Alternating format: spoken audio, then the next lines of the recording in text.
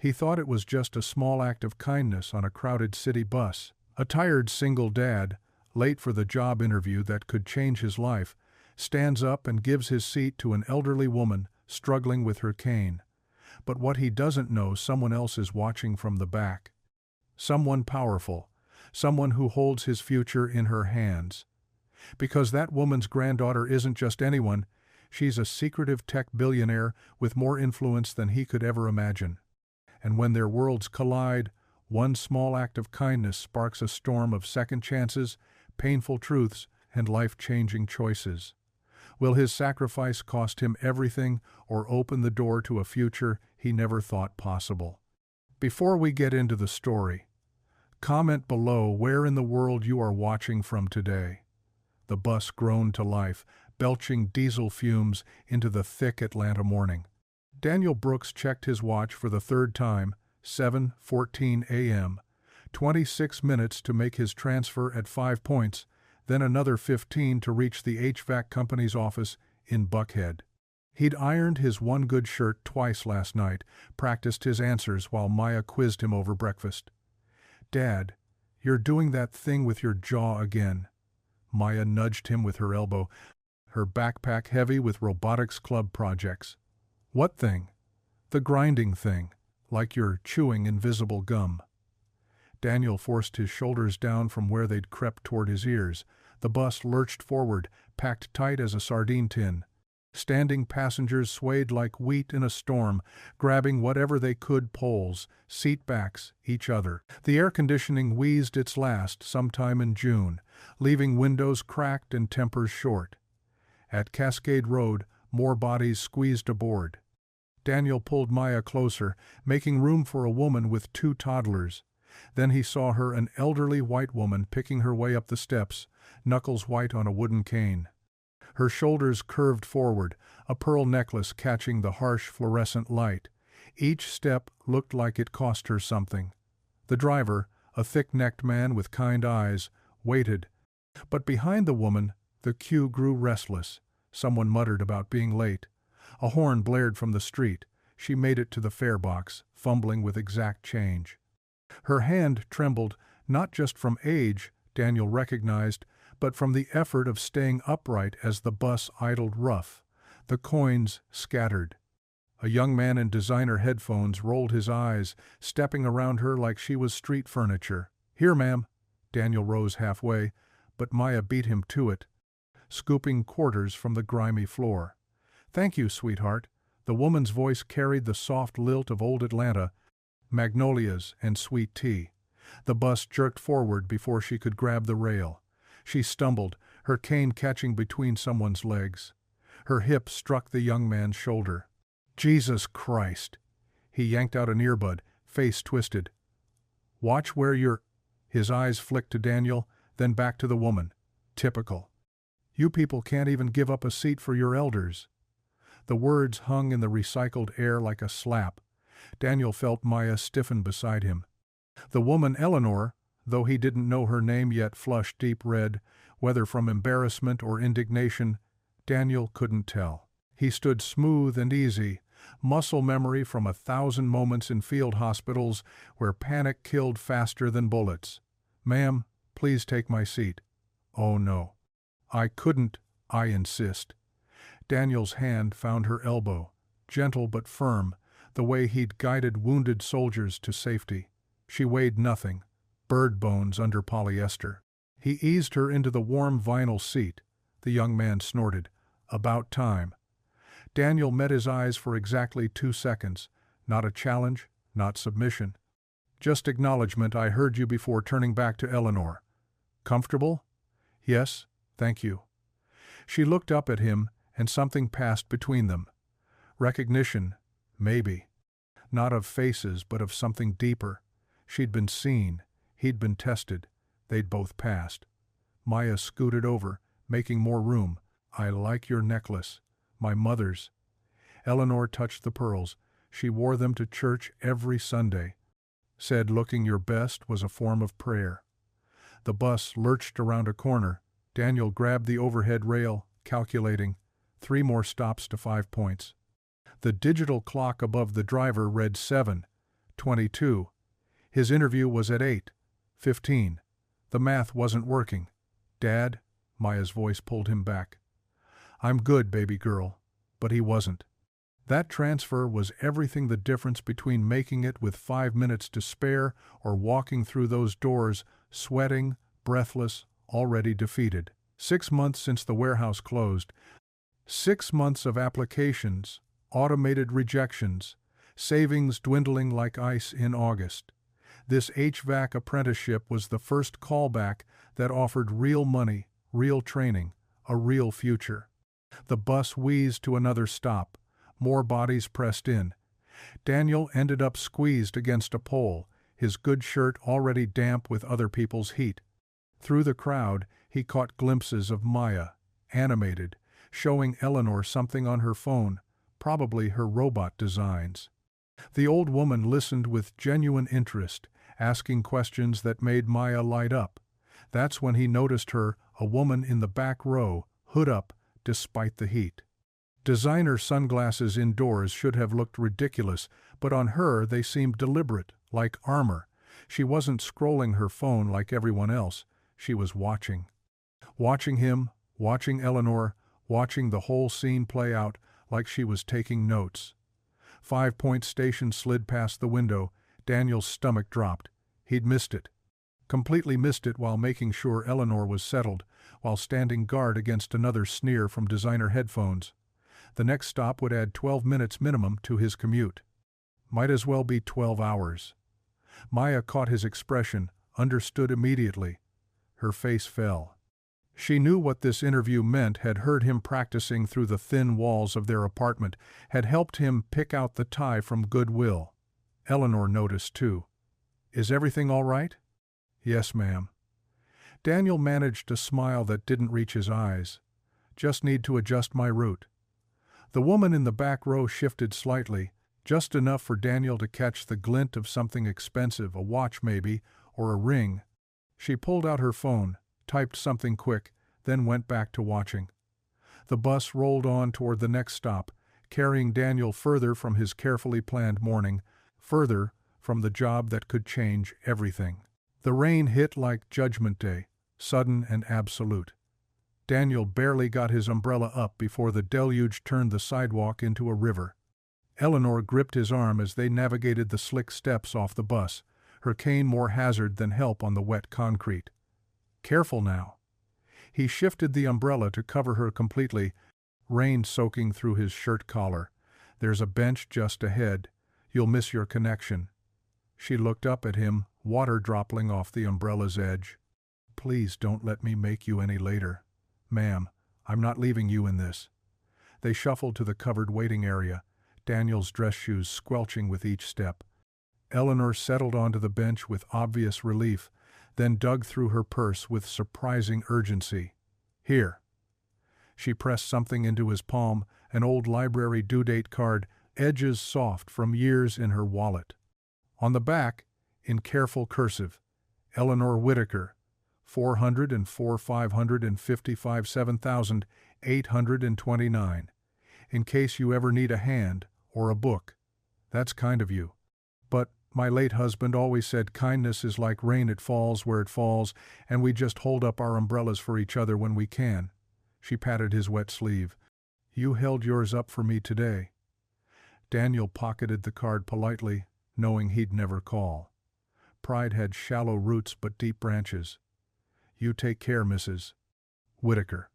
Eleanor, and you tell that brilliant daughter of yours to keep designing those robots. We need more young people who think about helping others.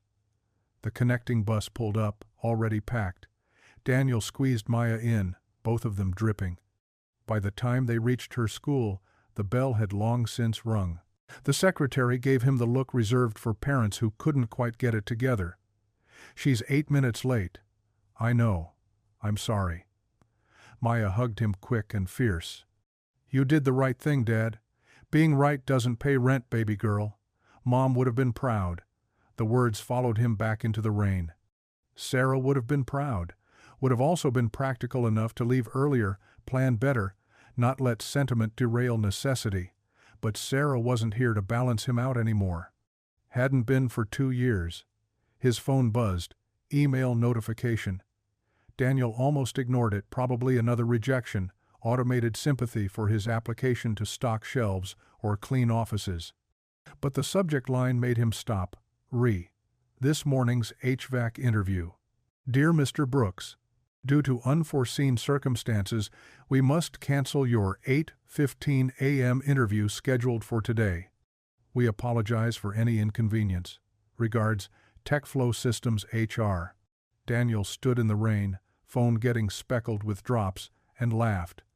Not the good kind. The kind that kept you from screaming. 6 weeks he'd prepared. 6 weeks of studying HVAC manuals from the library, practicing answers in the mirror, believing this was the door that would finally open. The school day crawled by in his mind while he walked home, each hour imagining Maya in class, wondering if she was still thinking about this morning, whether she really believed he'd done the right thing or just said it to make him feel better. He forced himself through the motions, applying to 3 more positions online, calling about a warehouse job that turned out to be filled, fixing Mrs. Chen's leaky faucet next door for $20 cash. When he picked Maya up at 3:15, she took one look at his face and knew. The interview? Cancelled. She slipped her hand into his. 12 years old, already learning that sometimes doing right came with a price tag you couldn't afford.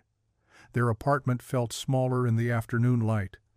Water stain on the ceiling had spread another inch. Refrigerator hummed its death rattle song. Daniel set Maya up at the kitchen table with homework, and graham crackers dinner would be pasta again, dressed up with whatever was left in the pantry. His phone chimed. Another email. He almost deleted it unread. But the sender caught his eye. Confidential benefactor via secure mail. Mr. Brooks, I apologize for this morning's confusion regarding your interview with TechFlow Systems. The cancellation was an error that has been corrected. Your interview has been rescheduled for 4:30 p.m. today at their downtown location. Attached, you'll find a prepaid MARTA pass for immediate use, as well as a childcare voucher for $50 to ensure your daughter is properly supervised during your interview.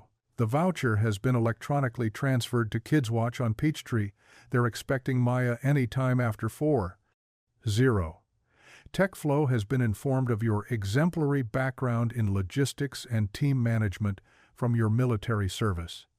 They're particularly interested in candidates who demonstrate integrity under pressure. Best of luck this afternoon. A friend Daniel read it 3 times. Check the attachments, both legitimate, scannable codes ready to use. KidsWatch was the good after-school program, the one with tutoring and snacks and actual supervision. $50 would cover 3 hours easy. Dad? Maya looked up from her math. You okay? Get your backpack. Why? You're going to KidsWatch this afternoon, the nice one with the computer lab. Her eyes widened. Can we afford? Today we can. He pulled her close, kissed the top of her head. And I've got an interview at 4:30. The same one? Same one. Just rescheduled. Hope felt dangerous, like handling something breakable with wet hands. But for the first time since he'd watched that transfer station slide past the bus window, Daniel let himself hold it anyway. The pasta had stretched further than Daniel expected, a little butter, garlic powder from the back of the cabinet, and the last sprinkle of Parmesan made it almost feel like a real dinner. Maya ate with the focused intensity she brought to everything, twirling her fork with precision. Your robot ready for the showcase? Daniel asked, wiping his mouth. Almost. Mr. Lynn said he'd help me with the servo motor tonight if you're okay with me going over there. Already ahead of you, baby girl. They walked next door, Maya bouncing on her toes. Mr. Lynn answered before they finished knocking, wearing his usual cardigan despite the evening warmth. His apartment smelled like machine oil and green tea, workbench visible through the doorway covered in half-assembled gadgets. My favorite engineer, Mr. Lynn said, ruffling Maya's hair. She ducked away, grinning. It's just a 6th grade project. Just? You built a robot that helps people. When I was your age, I built a slingshot that broke Mrs. Patterson's window." He caught Daniel's eye. "She's safe with me. Go chase that job." Maya had already disappeared inside, calling back something about checking the gear ratios. Mr. Lynn's hand on Daniel's shoulder was steady, reassuring. "You look nervous. It's been a while since anything went right. Then it's about time, no?" Daniel took the stairs 2 at a time, changed into his interview clothes. The navy slacks still held their crease. White shirt only needed a quick iron on the collar. He'd shine his shoes on the bus. Small dignities, Sarah used to call them. The things you did to show the world you hadn't given up. The evening air hung thick with humidity and the promise of more rain. Daniel turned the corner, mental clock ticking toward the interview, when he spotted a familiar figure. Eleanor Whitaker moved along the sidewalk like a ship listing to one side, her cane catching on every crack. He jogged over. "Mrs. Whitaker?"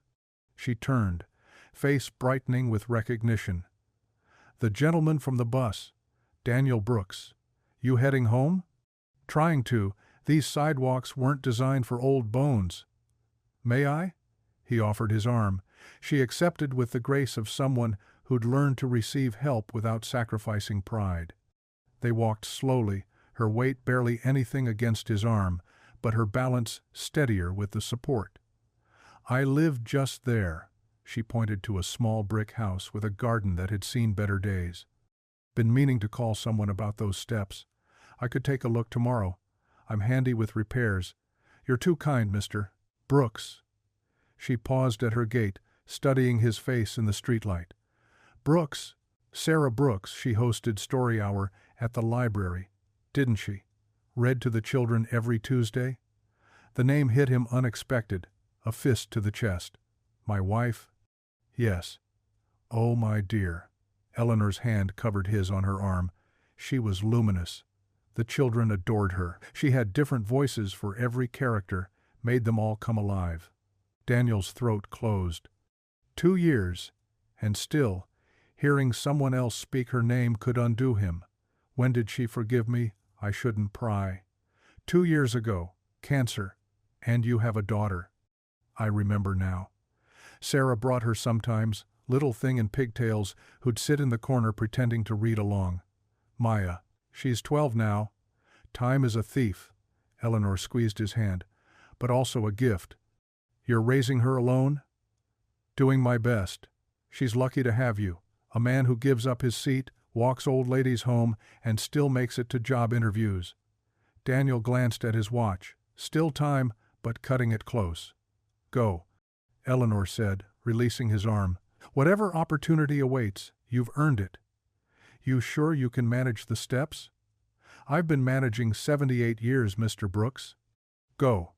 He waited until she'd navigated her porch, then speed-walked to the bus stop. The prepaid pass worked perfectly, the driver barely glancing at it. Daniel found a seat, pulled out his phone, and opened the email again. A friend, who signed emails that way, who knew about his military background, his morning interview, had access to prepaid transit passes and childcare vouchers. The timing was too perfect, appearing just after the incident on the bus. That woman in the hood, she'd been watching, he was sure of it now. But why would a stranger care about his missed interview? Unless... The bus lurched, and Daniel grabbed the rail. Unless she wasn't a stranger. Unless somehow, in this city of 500,000 people, paths had crossed in ways he didn't understand yet. His phone buzzed. Text from Maya. Mr. Lynn fixed the servo. Sparrow can pick things up now. Sparrow. She'd named her robot after the hymn Sarah used to sing. His eye is on the sparrow, and I know he watches me. Maybe someone was watching. Maybe that wasn't a comfort or a threat, but simply true. Someone had seen him this morning, seen him choose kindness over convenience, and decided he deserved kindness in return. The interview building came into view, glass and steel reaching toward the evening sky. Daniel straightened his tie, checked his shoes one more time. Whatever happened next, at least he'd have a story to tell Maya. about mysterious emails and second chances, about how sometimes the world paid attention to small acts of grace. He stepped off the bus into the humid evening, ready to find out who was watching over him and why. The last of the spaghetti disappeared from Maya's plate with mechanical efficiency. She'd perfected the art of eating while sketching robot designs on graph paper, fork in one hand, pencil in the other. "You're gonna get sauce on your blueprints," Daniel warned, clearing his own plate. "They're not blueprints, Dad. They're schematics." She held up the paper, revealing a detailed drawing of what looked like a mechanical arm. Mr. Lin said he might have some old servos in his workshop. Speaking of Mr. Lin, Daniel checked his watch. 6:30. The interview was at 8, giving him just enough time if the buses ran on schedule. Ready to go? Maya packed her homework and robot parts into her backpack with the care of someone handling explosives. They walked the 12 steps to Mr. Lin's door. Daniel had counted them once during a particularly bad night when every small detail kept him grounded. "Mr. Lin answered before they could knock. "I heard you coming. These walls are thin as paper." His apartment mirrored Daniel's in layout but felt completely different. Where Daniel's walls held family photos and Maya's honor roll certificates, Mr. Lin's displayed technical drawings and half-assembled machines. The coffee table bore the remains of 3 different clocks in various states of repair. "What's that supposed to be, Mr.?" Lin squinted at Maya's drawing. "A spaghetti-powered robot? Ha ha." Maya spread the paper on his cleared workspace. "It's an assistive grip mechanism for people with arthritis." Fancy words for a 12-year-old, I read. "She gets that from her mother," Daniel said quietly. Mr. Lin's expression softened. He'd known Sarah too, had brought soup when she got too sick to cook, had held Maya's hand at the funeral when Daniel couldn't let go of the casket. "Well then," Mr. Lin ruffled Maya's hair, "let's see if we can make this paper robot real. I've got servos older than your dad in that closet." "I'm not that old," Daniel protested. "You're wearing a tie. That makes you ancient." Maya grinned. "But you look good, Dad. Professional." "Listen to the girl," Mr. Lin said. "She's got sense. Now go. Chase that job. We'll be here building the future, one servo at a time." Daniel kissed Maya's forehead, ignored her theatrical eye roll, and headed out. The evening had cooled slightly, though humidity still pressed against him like a damp cloth. He'd made it half a block when he spotted her, Eleanor, the woman from the bus, inching along the sidewalk with her cane. Her progress was painful to watch. Each step seemed to require negotiation with the uneven concrete, her cane searching for stable ground like a blind man's stick. "Mrs. Whitaker?" She turned, nearly losing her balance. Daniel caught her elbow gently. "Oh, the kind man from this morning." Her face, lined with age and what looked like chronic pain, brightened. "Daniel, wasn't it?" "Yes, ma'am. Can I help you home?" "I couldn't impose. It's no imposition. Which way?" She pointed toward a row of older houses 2 blocks down. "The brick one with the dying roses. I keep meaning to tend them, but—" She gestured at her cane. They walked slowly, Eleanor's fingers light on his arm. Her dress was the kind Sarah used to call Sunday best, though it was Monday evening. Pearl buttons, careful pressing, the smell of lavender and old books. "I live just next door to Mr. Lin," Daniel said to fill the silence. "Known him 3 years now. Good man, Mr. Lin. Fixed my washing machine last month, wouldn't take a penny." She navigated a particularly rough patch of sidewalk. "You said this morning you had an interview?" "Got rescheduled. Heading there now." "On a Monday evening? That's unusual." The whole day's been unusual. They'd reached her gate, white paint peeling to show rust beneath. The roses were indeed dying, brown edges creeping across what had once been red petals. "You have a daughter," Eleanor said suddenly. "I saw her this morning, but that's not why I know. Your wife, Sarah Brooks. She ran the children's reading hour at the library." The name hit him like cold water. "You knew Sarah?" "Every Tuesday for 3 years." She'd come in with picture books and different voices for every character. The children adored her. Your daughter Maya? She'd sit in the corner with her own book, pretending to read along. Daniel's throat tightened. Maya was only 8 when— I know. Eleanor's hand covered his briefly. I was there for the last reading hour she did. She looked so tired, but she still gave those children everything. Made the monsters funny and the heroes brave. That was Sarah. Never did anything halfway. She talked about you, her husband the medic, she called you. Said you could fix anything except her cooking. Despite everything, Daniel laughed. She burned water. Actually burned it. I still don't know how. Your daughter has her eyes. That same way of really seeing things. Eleanor paused at her front steps. I should let you go. Your interview. Will you be all right? I've been managing these steps for 20 years. Go on. Sarah would haunt me if I made you late for a job. Walking away, Daniel felt the strange comfort of unexpected connection. Someone else remembered Sarah's voice doing the monster growl in Where the Wild Things Are.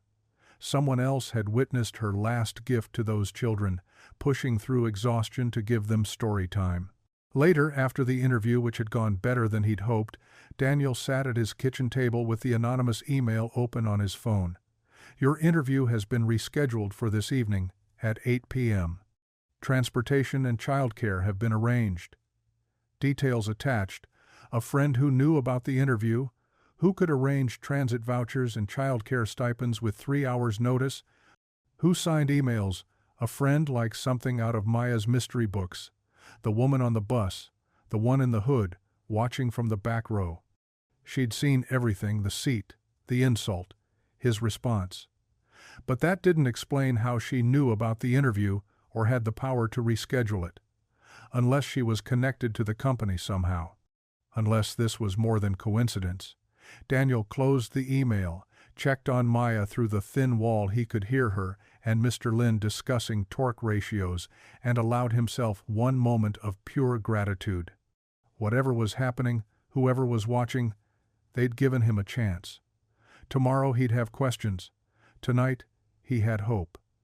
The interview had gone better than Daniel dared hope. The hiring manager, a broad-shouldered woman named Rita, had actually smiled when she read about his medic training. Field triage and HVAC troubleshooting aren't that different, she'd said. Both need quick thinking under pressure. Now, climbing the 3 flights to his apartment, Daniel let himself imagine stability, regular paychecks, health insurance, maybe even fixing that rattling AC unit that kept Maya awake on hot nights. Dad! Maya burst from Mr. Lin's door the moment she heard his footsteps. How'd it go? Pretty good, baby girl. Pretty good. Mr. Lin appeared behind her, wiping grease from his hands. She's been checking the window every 5 minutes. Thank you for watching her. No watching needed. She fixed my radio while explaining servo motors. Mr. Lin ruffled Maya's hair. This one's gonna build rockets someday. Inside their apartment, Maya pulled Daniel to the kitchen table, where circuit boards and tiny motors spread across yesterday's newspaper. Look. She held up what appeared to be a mechanical bird, about the size of her palm. Copper wires formed delicate wings, and LED eyes blinked slowly. I call her Sparrow. She's for the Senior Center project to help older people remember their medications. The bird's head swiveled, tracking movement. A small speaker in its chest played 3 soft notes. How does it know when motion sensors here and here? Maya pointed to tiny components. When someone walks past, Sparrow chirps, different songs for different times of day. Morning meds get the happy tune, evening ones get the sleepy tune. Where'd you learn to do this? YouTube mostly, and Mr. Lin had spare parts from his shop. She adjusted a wire with needle-nose pliers Sarah had bought for fixing jewelry. Mrs. Patterson at church said her mom forgets her pills all the time. So I thought, what if the reminder was cute instead of annoying? Daniel pulled her close, kissing the top of her head. She smelled like solder and strawberry shampoo. Your mama would be so proud. You think I'll win the STEM fair? I think you've already won just by caring enough to build it. They made dinner together, spaghetti with butter and the last of the Parmesan. Maya chattered about school, about her teacher praising her essay on renewable energy, about how Jeremy Chen had asked to be her partner for the science project, and she'd said no because he never did his share of the work. Smart girl. Don't carry dead weight. That's what Mr. Lin says too. After dinner, while Maya showered, Daniel washed dishes by hand. The dishwasher had quit working 6 months ago. Through the thin walls, he heard her singing, something from choir practice. His eye is on the sparrow, the same hymn Sarah used to hum while cooking her terrible dinners. He dried the last plate, hung the towel on its hook, and remembered the mail. The box downstairs had been too full to close properly this morning. Back in 5, he called to Maya, but he didn't need to go downstairs. Taped to their door, the white envelope stood out like a scream against the beige paint. The return address was a law firm downtown, official, cold, notice to vacate. The words blurred as he read. 60 days, building sold. New ownership requiring vacant possession for comprehensive renovations. The carefully legal language couldn't hide what this was. They were being pushed out. The new owner was listed as Thornfield Holdings, LLC. Daniel pulled out his phone, typed the name into Google. The first result made his stomach drop. Thornfield Holdings, LLC, a Neighborly Corporation subsidiary. More searching. Neighborly Corporation, founded by Harper Whitaker. The same Harper Whitaker who was Eleanor's granddaughter, who'd sent him that email. His hands shook as he opened more links. Neighborly specialized in optimizing urban properties through data-driven management solutions. Translation: they bought old buildings, kicked out long-term tenants, and converted everything to luxury units. The woman who'd helped him get to his interview now owned his building. The same hand that offered help was pulling the roof from over their heads. Daniel sagged against the doorframe. What kind of game was this?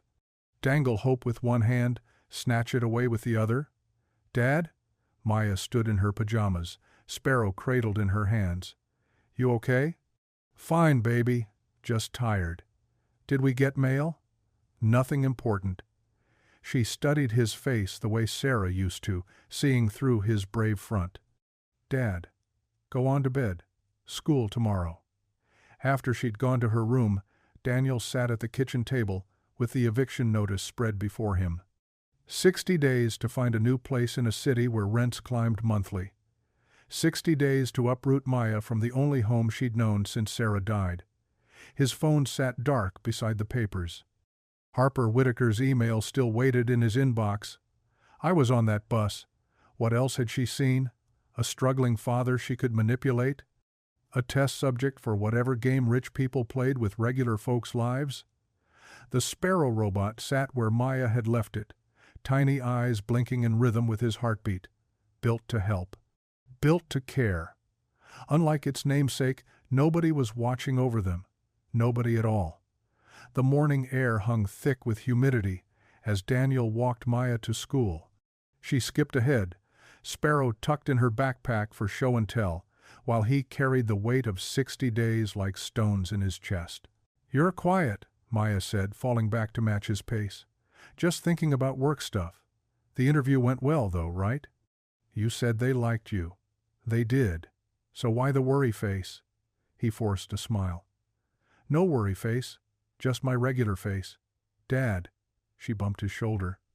I'm 12, not 2. At the school gates, she hugged him tight before running off to join her friends. He watched until she disappeared inside, then turned toward Liberty Baptist, 3 blocks north. The church stood solid against the morning sun, red brick worn smooth by decades of Georgia weather. Inside, the sanctuary smelled of lemon oil and old hymnals. Pastor Ruth's office door stood open. Daniel Brooks, as I live and breathe. She looked up from her computer, reading glasses perched on her nose. Haven't seen you since Sunday service 2 weeks back. Been working odd jobs, Sundays included. Sarah would have dragged you here by your ear. She would have. Ruth studied him, then closed her laptop. Coffee? Please. She poured from a pot that looked older than Maya, the ceramic stained from years of service. The coffee tasted like comfort, strong, bitter, honest. Talk to me. Daniel told her everything. The bus? Eleanor, the mysterious benefactor who turned out to be Eleanor's billionaire granddaughter. The rescheduled interview. The eviction notice from Harper's company. Ruth listened without interrupting, occasionally nodding. When he finished, she leaned back in her chair. You know what your problem is? I'm being played by a rich woman with too much time? Your pride's showing. Daniel set down his mug harder than intended. Pride? Ruth, I'm about to lose my home, and someone's reaching out, maybe clumsily, maybe for reasons you don't understand yet, but reaching out nonetheless. She owns my building. She's kicking us out. Does she know you live there? Daniel opened his mouth, then closed it. Exactly, Ruth continued. These tech folks buy and sell properties like trading cards. Probably doesn't even know who lives where. But she knew enough to help with that interview. Why would she care? Why did you give up your seat? That's different. Is it? Ruth refilled his coffee. Sometimes the Lord works through the strangest vessels. Remember Balaam's donkey? You're comparing Harper Whittaker to a talking donkey? I'm saying maybe, just maybe, blessings come wrapped in trials, and maybe your pride's got you so focused on standing alone, you can't see the hand being offered. Easy to say when it's not your daughter facing homelessness. Ruth's expression softened. You're right. I'm sorry. But Daniel, what's your alternative? Fight this alone.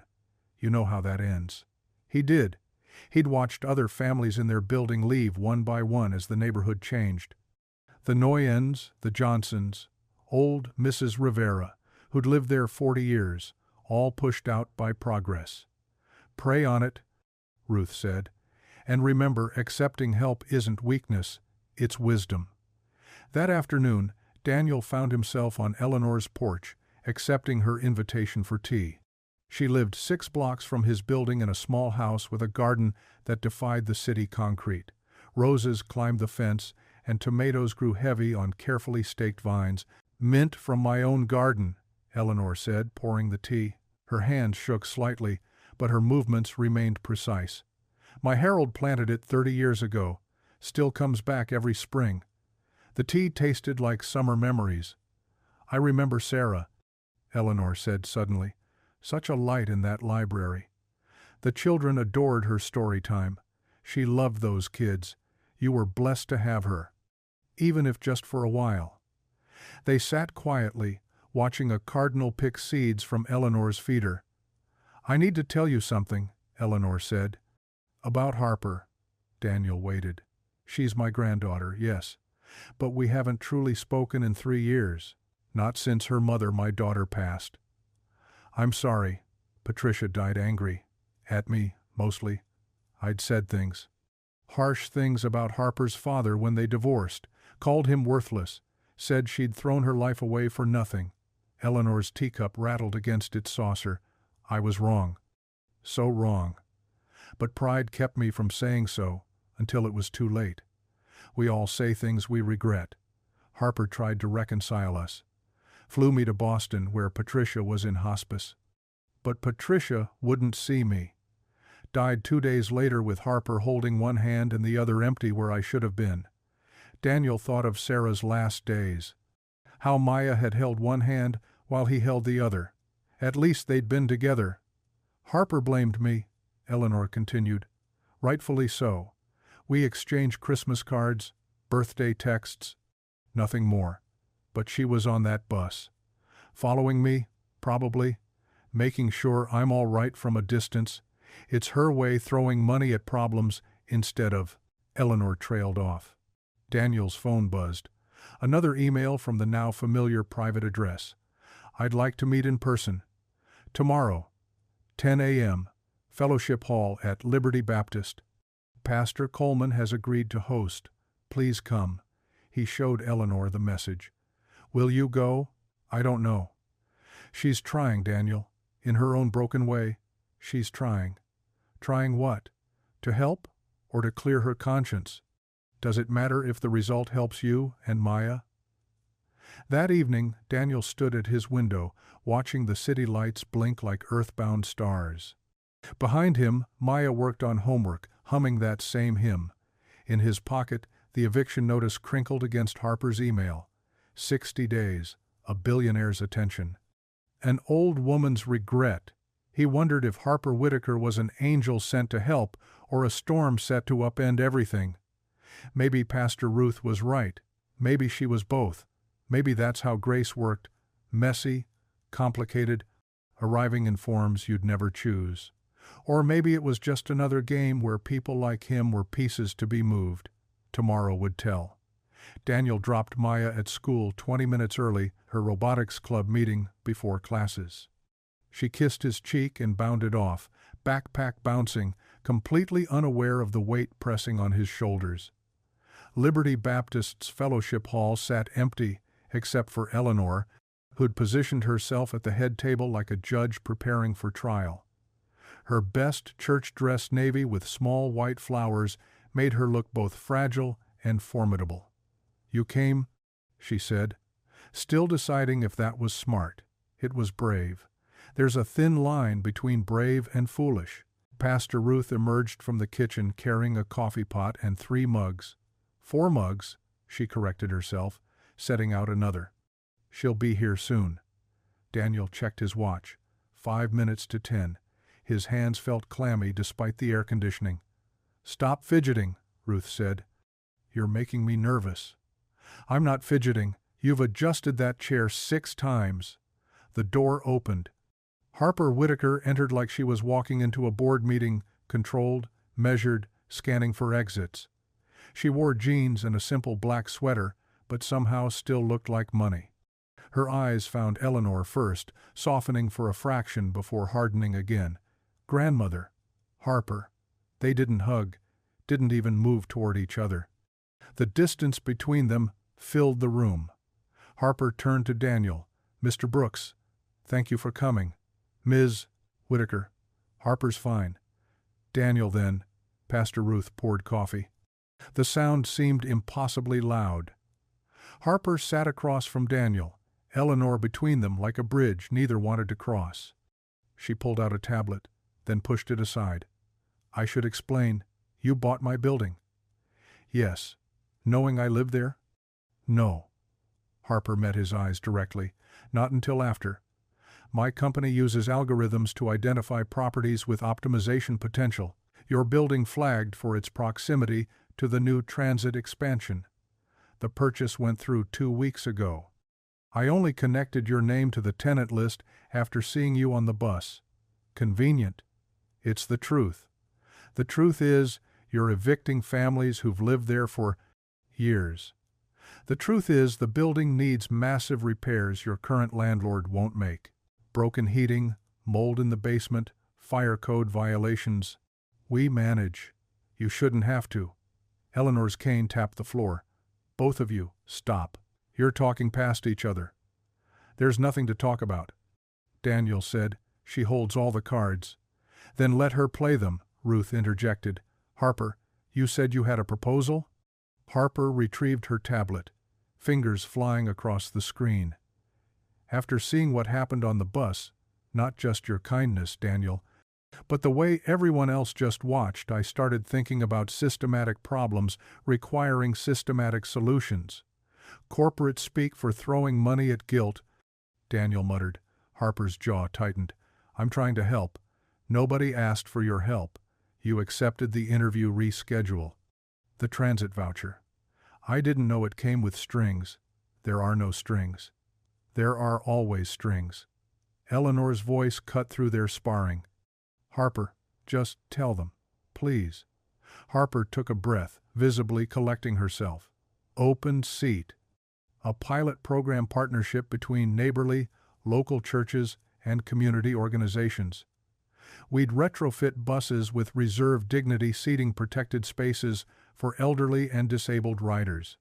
But more than that, We'd create a network of trained volunteer companions who ride during peak hours, ensuring vulnerable passengers get seats and assistance. She swiped the tablet, showing mock-ups. Volunteers get transit passes, small stipends, and job training credits. Seniors and disabled riders get guaranteed dignity. The city gets reduced injuries and insurance claims. And Neighborly gets what? Daniel asked. Data on community care models, potential tax incentives, good PR if you want to be cynical about it. I do. Daniel, Ruth warned. What? We're supposed to believe a tech company suddenly cares about old folks on buses? Harper's composure cracked. My grandmother rides those buses, alone, with a cane, while I sit in my office pretending she doesn't exist because I'm too proud to. She stopped, jaw working. Eleanor reached toward her, then pulled back. This isn't charity, Harper continued, voice steadier. It's investment. In community infrastructure, in dignity, in clearing your conscience. Maybe. Does that make it less valuable? Pastor Ruth set down her mug firmly. Enough. Both of you. Daniel, the woman's offering resources to help your neighbors. Harper, the man's got pride and good reason to be suspicious. Now, can we please talk like Christians who believe in redemption? I'm not particularly religious, Harper said. Then talk like humans who believe in second chances. The room fell silent. Outside, a mockingbird ran through its repertoire. Eleanor stood slowly, cane supporting her weight. I need air. She moved toward the door. Daniel rose automatically to help, but she waved him off, leaving them facing each other across the table. Your apartment, Harper said quietly. I can stop the eviction. Renovate in place, no displacement. More strings, no strings. Just let me try to fix something instead of optimizing it to death. Why should I trust you? You shouldn't. But maybe you could trust Ruth, trust Eleanor, trust that sometimes grace comes in complicated packages. Ruth poured more coffee. The Lord works through mysterious vessels, Daniel. Even tech billionaires who think algorithms can solve heartache. Harper almost smiled. I don't think that anymore. Good. That's a start. Ruth turned to Daniel. And you need to stop believing you're alone in this fight. Partnership isn't pity. It's wisdom. Daniel thought of Maya, her robot project, her boundless hope. What would she want him to do? Tell me more about Open Seat, he said finally. But I'm not agreeing to anything yet. Harper's shoulders relaxed slightly. Fair enough. Eleanor returned, moving steadier now. Are we making progress? We're talking, Ruth said. That's something. It's a beginning, Eleanor corrected, looking between her granddaughter and Daniel. And beginnings, messy as they are, beat endings every time. The apartment felt smaller with Harper's proposal weighing on his mind. Daniel stirred the spaghetti sauce while Maya set the table, her movements quick and efficient like her mother's had been. You're doing that thing where you stir too hard, Maya said. What thing? The thing where you're mad but pretending you're not. Daniel gentled his grip on the wooden spoon. Not mad. Thinking. About the lady from the bus? Eleanor's granddaughter? He shouldn't have been surprised. Maya noticed everything. How'd you know? Mr. Lin mentioned you had a meeting at church, plus you've got your worried face. I don't have a worried face. You totally do, Maya demonstrated, furrowing her brow in exaggerated concern. Despite himself, Daniel smiled. She wants to start this program. Open Seat. Help older folks on buses. That sounds good. It's complicated. Because she's rich?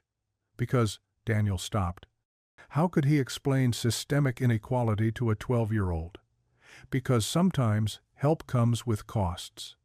Maya retrieved plates from the cabinet. Remember when Mom got sick and the church brought all those casseroles? His chest tightened. Yeah. You didn't want to take them at first, said we could manage. But Pastor Ruth said accepting help meant giving other people the blessing of helping. She arranged the silverware precisely. Maybe this is like that? When had his daughter become so wise? After dinner, Daniel's phone buzzed. Harper had sent a detailed PDF schematics, budget breakdowns, implementation timelines, professional and thorough. He scrolled through, looking for the catch, the fine print that would reveal the real agenda. Instead, he found margin notes. Mr. Lynn suggested this, and check with Pastor Ruth about volunteer coordination and Maya's badge idea. Brilliant, exploring manufacturers. She'd been listening. The phone rang. Eleanor. Don't hang up, she said immediately. Wasn't planning to? You sound like you're planning to. Her voice carried gentle humor. Harper sent you the materials? She did. And they're comprehensive. You were expecting incompetent? I was expecting corporate manipulation disguised as charity. Eleanor's laugh was soft. She's many things, my granddaughter. Manipulative isn't one of them. Stubborn, brilliant, lonely, yes, but not manipulative. You haven't talked in years. No, but I knew her heart before pride got in the way. Both our prides. A pause. There's another planning session tomorrow, community center on Ponce. Will you come? Daniel watched Maya at the kitchen table, bent over her robotics homework, tongue poking out in concentration. I'll think about it. That's all I ask. The next afternoon, after installing a water heater in Grant Park, Daniel found himself parking outside the community center. The building needed paint, but geraniums bloomed in window boxes, tended by invisible, caring hands. Inside, a circle of mismatched chairs held familiar faces. Pastor Ruth, Eleanor, Harper, and surprisingly, Mr. Lynn, who waved him over. Maya's at Robotics Club, Mr. Lynn explained. Told me to make sure you showed up. She tell you to drag me here? Suggested forcefully. Mr. Lynn's eyes crinkled. Smart girl. Harper stood at a whiteboard, marker in hand, but she wasn't lecturing. She was transcribing as Rosa Martinez from 3 blocks over described her mother's daily bus journey to dialysis. 3 transfers, Rosa said. Standing room only on the first 2 usually. Mom's 73 with diabetes. Last month, someone knocked her down reaching for the rail. Harper wrote quickly, asking clarifying questions without judgment. When Daniel settled into a chair, she nodded acknowledgement but kept focus on Rosa. For an hour, people shared stories. The veteran who couldn't stand long after his injury, the grandmother raising 3 kids who juggled groceries and toddlers on crowded routes, the home health aide who watched her elderly clients struggle daily. Harper filled 3 boards with notes, connections, patterns. What about a buddy system? Mr. Lynn suggested. Not just random volunteers, but matched pairs, same routes, same times, build relationships. That could work, Harper said, adding it to the board. Consistency matters. And identification, Maya's voice piped up from the doorway. She must have slipped in from Robotics Club. Seniors need to know who's safe to accept help from. Maya, this is grown-up, Daniel started. Let her talk, Harper said. Maya pulled something from her backpack. I made a prototype. Well, Mr. Lynn helped with the casing. She held up a small device, button-sized. Elders wear it or attach it to their cane. Tap once for assistance needed, twice for emergency. Sends an alert to the driver's dashboard and any registered volunteers on the bus. Harper examined it carefully. The range? Bluetooth 5, so about 30 feet reliably. Battery lasts a week between charges. Manufacturing cost? Under $12 per unit at scale. Harper looked at Daniel. Your daughter's brilliant. Gets it from her mother. And her father, Eleanor added. Recognizing need and meeting it, that's what medics do. The meeting continued, but something had shifted. Harper wasn't directing anymore, she was participating.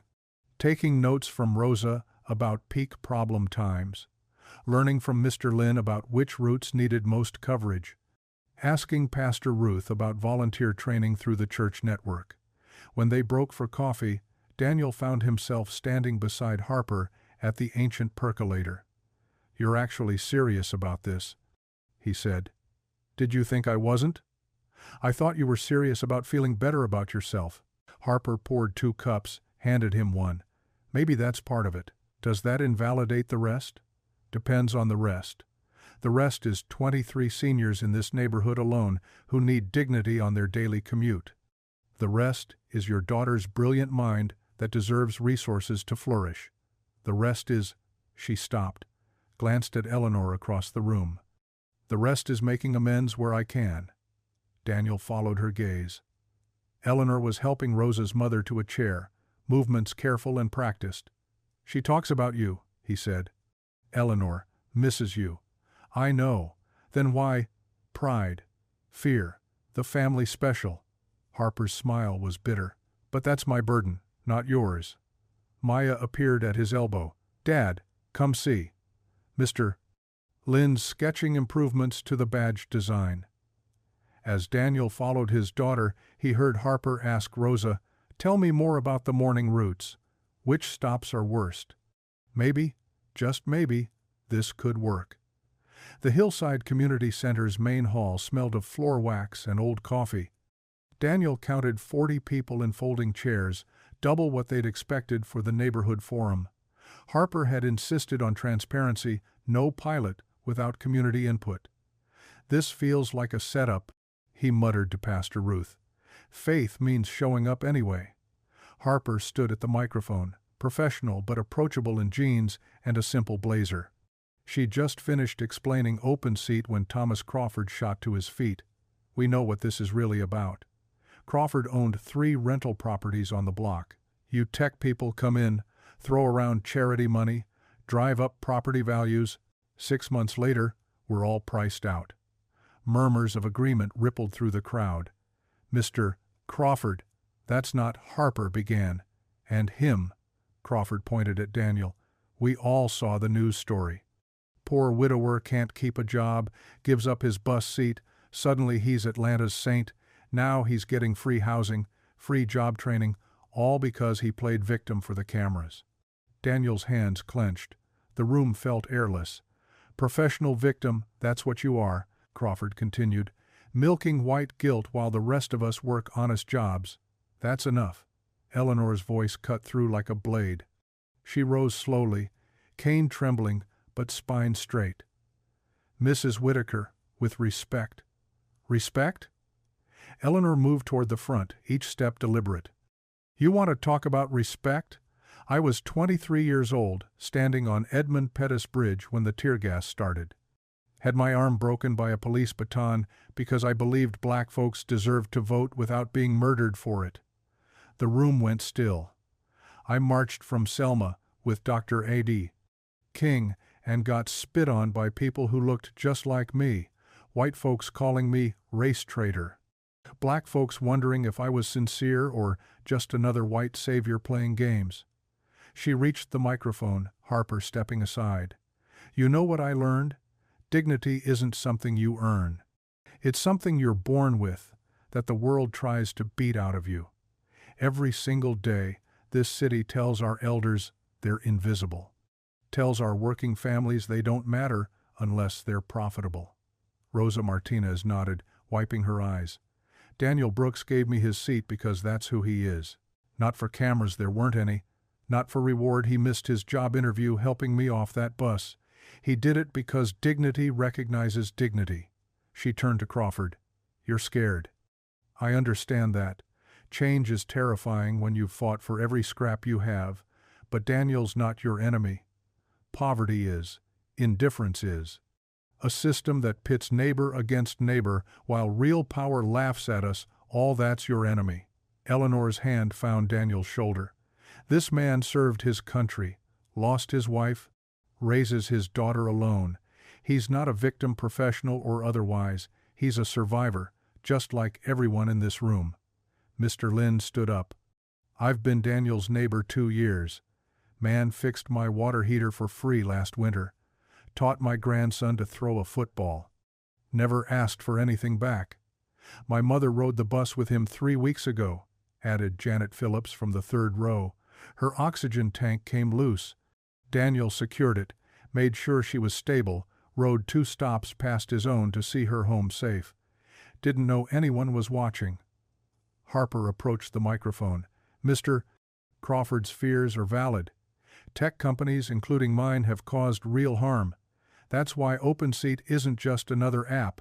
It's community-controlled, local board, local decisions. Profits go back into the neighborhood, not to shareholders.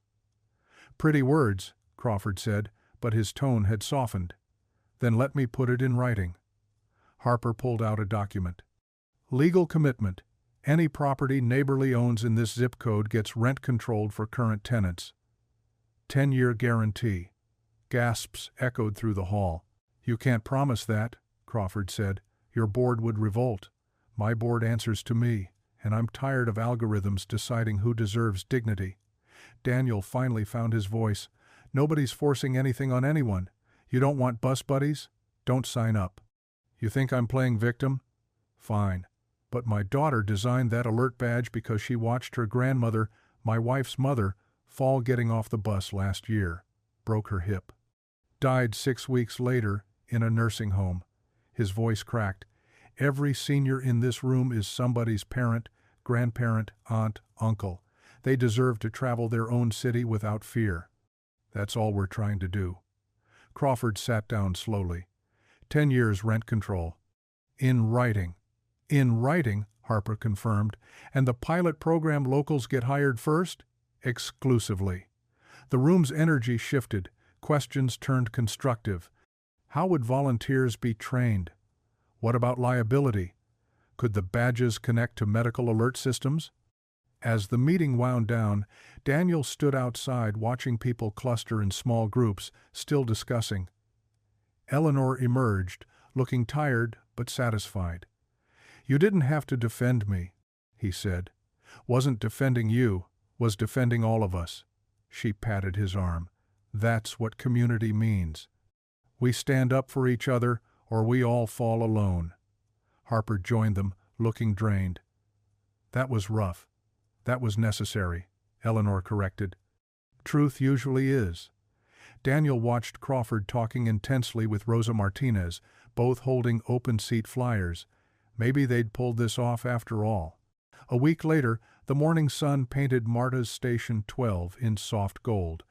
Daniel adjusted Maya's collar while she bounced on her toes, clutching Sparrow in a specially decorated box. Dad, look! They actually put up balloons. Blue and silver streamers fluttered from the bus stop shelter. A small crowd had gathered, church folks, neighbors, even Crawford from the community meeting. The dedication bus sat gleaming at the curb, Sal Romero polishing an already spotless windshield. Never thought I'd see the day, Sal called out, tossing his rag into a bucket. 23 years driving this route, and we're finally doing something that matters. Harper stood near the bus door, fidgeting with note cards. Gone was her usual executive armor. She wore simple jeans and an OpenSeat volunteer shirt. Eleanor sat on a folding chair nearby, her Sunday hat catching the breeze. Ladies and gentlemen, Pastor Ruth's voice carried over the small PA system.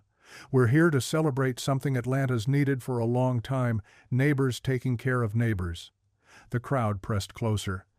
Daniel recognized faces from the laundromat, the corner store, Maya's school. Rosa Martinez had brought her whole family. Harper stepped to the microphone. I'm not much for speeches. The truth is, I built a company on efficiency, on optimization, on making cities run like machines. She paused, finding Eleanor's eyes. But cities aren't machines. They're communities, and communities run on kindness. She gestured to the bus.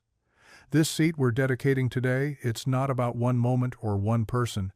It's about choosing to see each other, to make room for each other, to remember that dignity isn't negotiable. Sal climbed aboard, returning with a cordless drill and a gleaming brass plaque. The crowd followed as he mounted it above the first priority seat, reserved in honor of everyday kindness. Mr. Brooks, Sal announced, would you do the honors? Daniel froze. I didn't. This wasn't about, go on, Dad. Maya pushed him forward. His hands shook slightly as he touched the plaque. The metal was warm from the sun.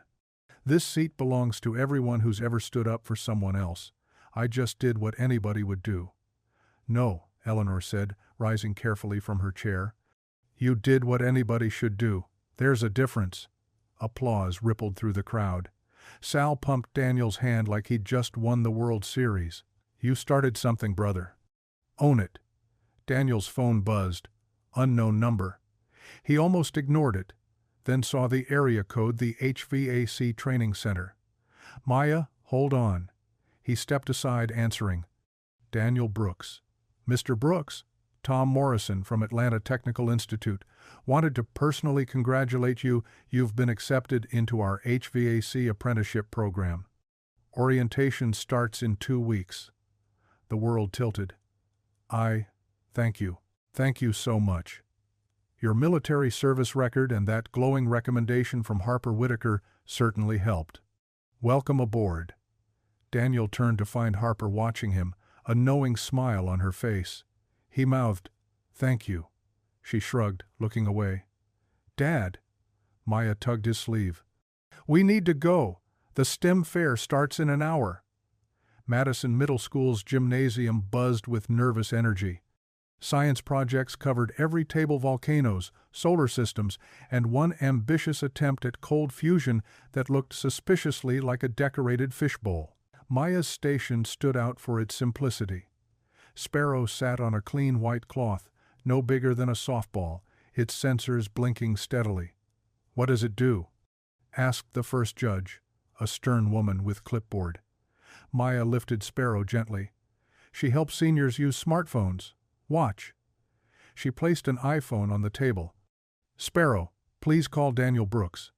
The robot rolled forward, extended a tiny stylus, and navigated to the phone app with precise taps. Daniel's phone rang in his pocket. "But that's just programmed responses," the judge said.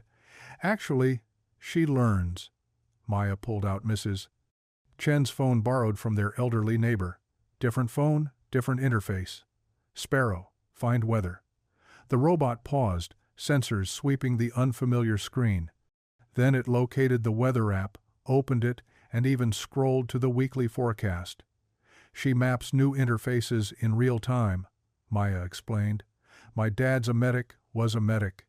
He says the hardest part of helping people is meeting them where they are. Sparrow does that with technology." The second judge, younger and clearly impressed, knelt down. "How long did this take to program?" 3 months. Mr. Lin helped with the mechanics. Dad helped with the logic chains.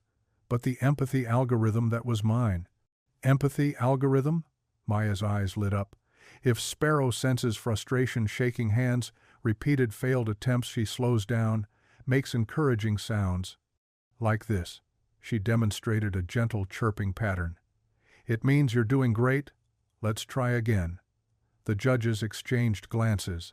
Other parents and students had gathered, watching Sparrow navigate various phones with delicate precision. 2 hours later, Maya stood on the podium, blue ribbon pinned to her shirt, Sparrow chirping happily in her arms. Eleanor's kitchen smelled like heaven. Fried chicken cooled on paper towels, while cornbread baked in her grandmother's cast-iron skillet. Harper struggled with the green beans until Eleanor gently took over. "You code computers. I'll handle vegetables," Eleanor said, not unkindly. Daniel set the table while Maya demonstrated Sparrow's features to Mr. Lin, who'd joined them. To Maya, Eleanor raised her sweet tea glass once everyone was seated. "For remembering that technology should make us more human, not less." To Daniel, Harper added, "for getting the job he deserves." To Eleanor, Daniel said, "for keeping us all honest." To Sparrow, Maya giggled, "for winning $50 in prize money." They ate like family, passing dishes, arguing about hot sauce, Eleanor insisting everyone needed seconds. Harper relaxed in ways Daniel hadn't seen before, laughing at Mr. Lin's stories about fixing helicopters in Vietnam. "This is nice," Harper said quietly, catching Daniel refilling Eleanor's water glass. "I'd forgotten what nice felt like." Daniel watched Maya showing Eleanor how Sparrow could turn cookbook pages. His daughter's joy radiated through the room. For the first time since Keisha died, the weight on his chest felt lighter.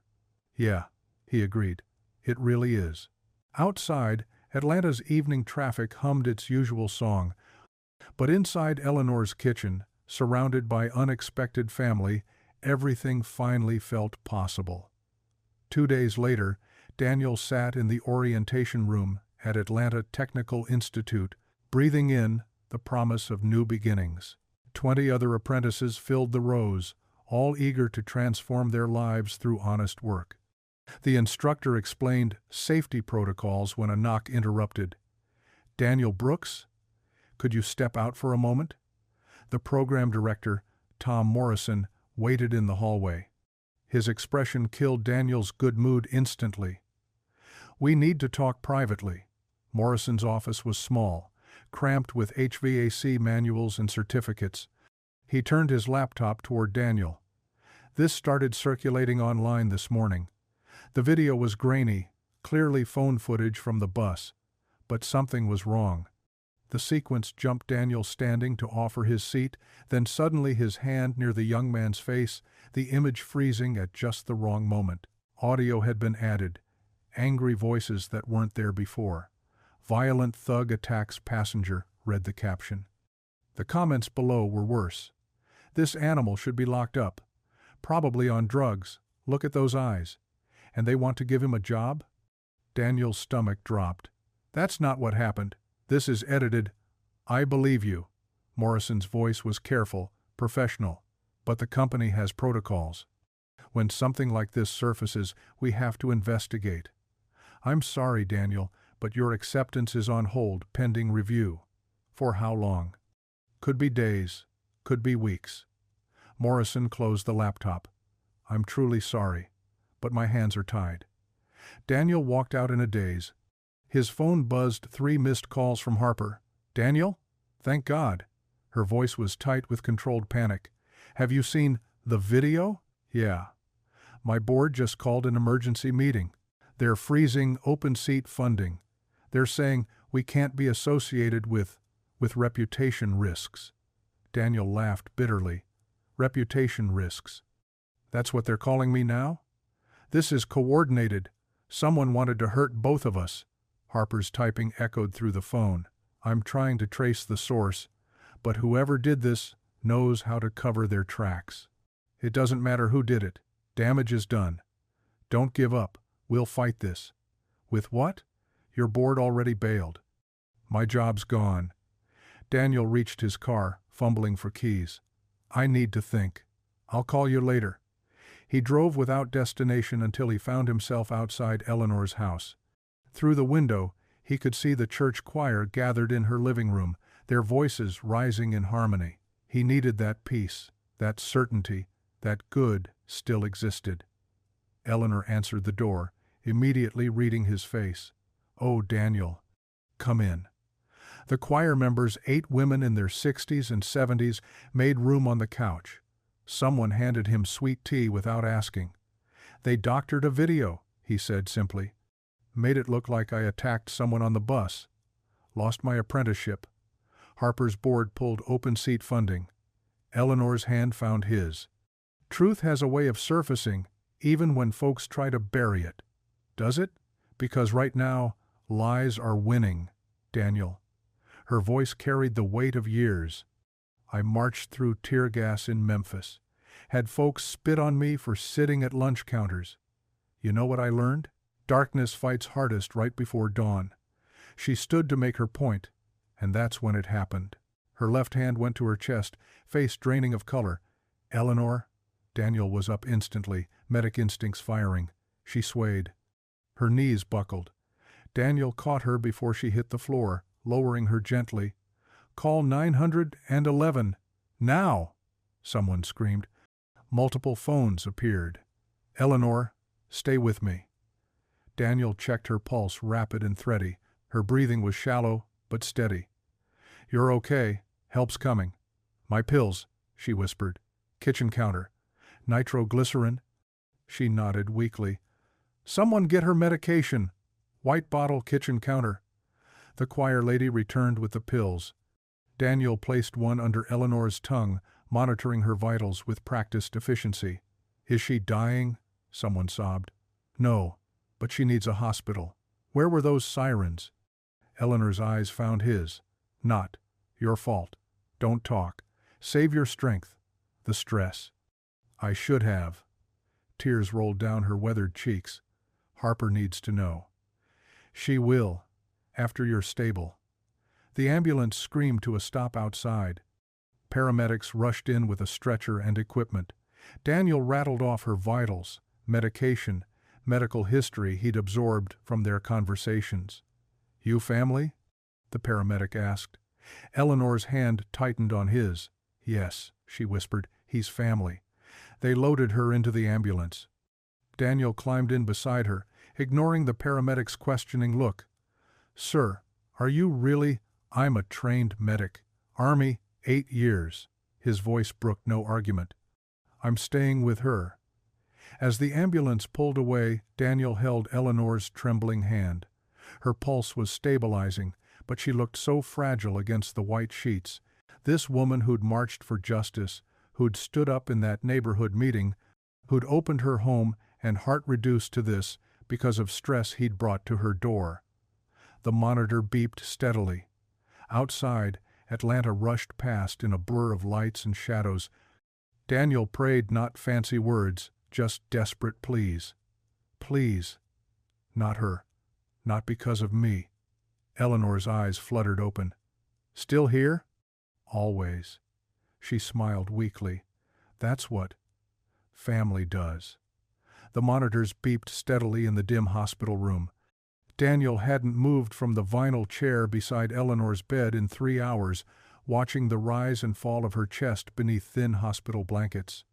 The doctors called it exhaustion and hypertension manageable with rest and medication, but Daniel knew better. Stress had done this. His stress. Footsteps echoed in the hallway. Harper appeared in the doorway, designer suit wrinkled, face stripped of its usual polish. She froze at the sight of Eleanor hooked to monitors. The nurses said, she's stable. Daniel kept his voice low. Harper moved closer, each step uncertain. Her hand hovered over Eleanor's, not quite touching. I didn't know she had heart issues. High blood pressure. She manages it with medication, but stress makes it worse. Stress I caused, Harper's voice cracked. We haven't spoken properly in 2 years, and now. She sank into the opposite chair, pulling it close to the bed. For several minutes only the machine spoke. I'm terrified, Harper whispered suddenly. What if she dies thinking I hate her? What if we never get past the stupid fight about Mom's letters? Daniel watched her carefully constructed walls crumble. This wasn't the billionaire who commanded boardrooms. This was a granddaughter facing loss. She talks about you constantly, he offered. Shows everyone your Forbes article. Still has your high school graduation photo in her wallet. Harper's laugh came out strangled. While my company evicts families like yours. Yeah, about that. She met his eyes. Go ahead, say it. Your algorithms optimize profit while real people lose homes. You talk about helping communities while your company tears them apart. You fund open seat with one hand and destroy neighborhoods with the other. You're right. No defensiveness, just exhaustion. I built Neighborly to make cities more efficient. I told myself efficiency meant better lives for everyone. But I only measured what I could quantify: revenue per square foot, resource utilization rates. I never measured the cost in dignity. Eleanor stirred slightly. Both of them leaned forward, but she settled back into sleep. I've been blind, Harper continued. Sitting in board meetings, looking at heat maps and growth projections, never seeing the faces behind the data points. Your eviction notice that was just a cell in a spreadsheet to my asset managers. The door opened softly. Maya slipped in, still wearing her school backpack. Mr. Lynn brought me, she whispered. Is Miss Eleanor okay? Daniel pulled her close. She's resting. How was school? Kids saw the video. Maya's voice was small. They said things. Harper's jaw tightened. What kind of things? That my dad's violent. That we're troublemakers. Maya curled into the chair beside Eleanor's bed, making herself small. But I know it's lies. Dad would never hurt anyone. No, he wouldn't. Harper pulled out her phone. typing furiously. I have investigators working on the video's source. We'll prove it's fake. Your board won't care, Daniel said flatly. They already cut funding. Then I'll fund open seat myself. And my apprenticeship? Can you fund that too? Can you undo what that video did to my reputation? Harper had no answer. Eleanor's eyes opened slowly, focusing on the three faces around her bed. Well, this is nice. Grandma, Harper grabbed her hand. Don't try to talk. Nonsense, I'm not dead yet. Eleanor's voice was weak but determined. Maya, sweetheart, come here. Maya scooted closer, careful not to disturb any wires. You know what I see? Eleanor looked at each of them. 3 generations, different colors, different worlds, but here together. That's what they're afraid of. Who's afraid? Maya asked. People who profit from division, from keeping folks suspicious of each other. Eleanor squeezed Harper's hand. They doctored that video because Daniel's kindness threatens their story. A black man helping a white woman, a billionaire funding dignity for the poor, it muddles their neat little categories. The door opened again. Pastor Ruth entered carrying a thermos and paper cups. Coffee, she announced. Hospital stuff tastes like motor oil. She poured for everyone, even producing hot chocolate for Maya from a second thermos. The normalcy of the gesture, sharing coffee in crisis, somehow made the room feel less clinical. Heard you had some excitement, Pastor Ruth said to Eleanor. Just a spell. These 3 are being dramatic. Pastor Ruth settled into the remaining chair. Daniel, I heard about the apprenticeship. News travels fast. Church prayer chain. Better than CNN. She sipped her coffee. You know what faith is? It's not avoiding storms. It's not even surviving them. It's learning to see God in the thunder. I don't see anything but darkness right now. Then borrow my eyes until yours adjust. Pastor Ruth looked at each of them. Harper, your grandmother marched through worse than this. Daniel, you carried wounded soldiers through firefights. Maya, you built a robot to help folks. You think a doctored video and some scared board members are going to stop you? They already have, Daniel said. No, they've just made you stumble. There's a difference. Eleanor's monitor beeped faster. The nurse appeared, checking readings. She needs rest, the nurse said firmly. 1 visitor at a time. Daniel stood. His body felt like lead. The apprenticeship he'd counted on gone. Open seat frozen. Eleanor hospitalized because of stress he'd brought into her life. Even his daughter faced mockery at school because of him. He looked at Eleanor one last time. She was already drifting back to sleep, Harper holding her hand like a lifeline. Outside in the harsh fluorescent hallway, Daniel leaned against the wall and closed his eyes. Everything he'd built, every hope he'd allowed himself crumbling. Tomorrow would bring more battles he wasn't sure he could fight. But tonight, in that dim room, 3 generations had sat together, sharing coffee and truth. Maybe that was something. Maybe it wasn't enough. Daniel cracked eggs into the pan with mechanical precision. His eyes burned from the sleepless night, but Maya didn't need to see that. She sat at their small table, assembling pieces of Sparrow's new arm joint. Dad, you're making the eggs too hard. He glanced down. The edges had gone crispy. Sorry, baby, mind wandered. To Miss Eleanor? Yeah. He slid the eggs onto her plate anyway. She's tough, though, tougher than most folks half her age. Maya poked at her breakfast. Harper looked scared last night. People get scared when they might lose someone they love. But she barely knows her grandmother. Daniel sat across from her with his own plate, though his stomach churned too much to eat. Sometimes that makes it worse. All that wasted time. They finished breakfast in comfortable quiet. Daniel packed Maya's lunch while she gathered her school things, both moving through familiar rhythms that held back the chaos pressing at their edges. At the school entrance, Maya turned back. Dad? The video's fake, right?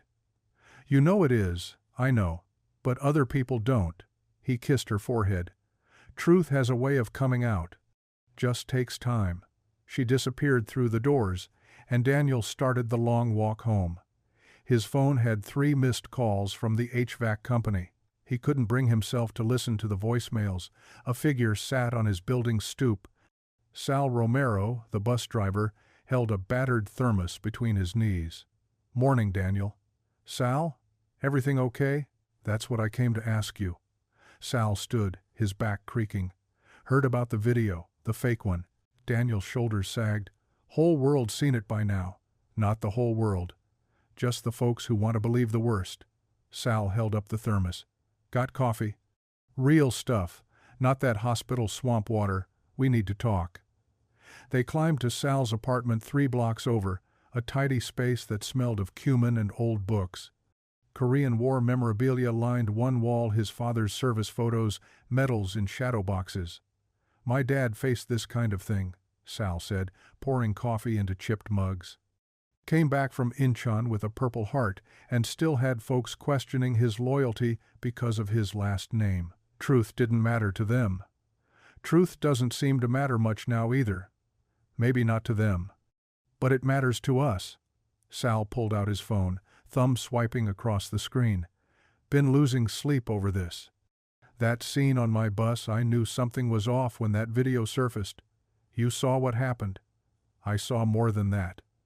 Sal set his phone on the table between them. "Every MARTA bus has dash cams, multiple angles, audio too." Daniel's pulse quickened. "You have footage?" "Had to pull some strings at the depot. Call in favors from 20 years of holiday shifts." Sal tapped play. "But yeah, I got it." The video loaded, crystal clear, with timestamp intact. There was Eleanor, swaying in the aisle, the young man's sneer, his muttered slur. Daniel rising smooth and calm, steadying Eleanor with practiced gentleness. His voice came through the audio respectful, de-escalating when the young man got aggressive. "Turn your face to the side," Sal said. "That's courtesy under pressure." You absorbed his ugliness without returning it. Daniel watched himself on the small screen, saw Maya's proud smile, Harper's intense observation from the back row. The unedited truth of that morning.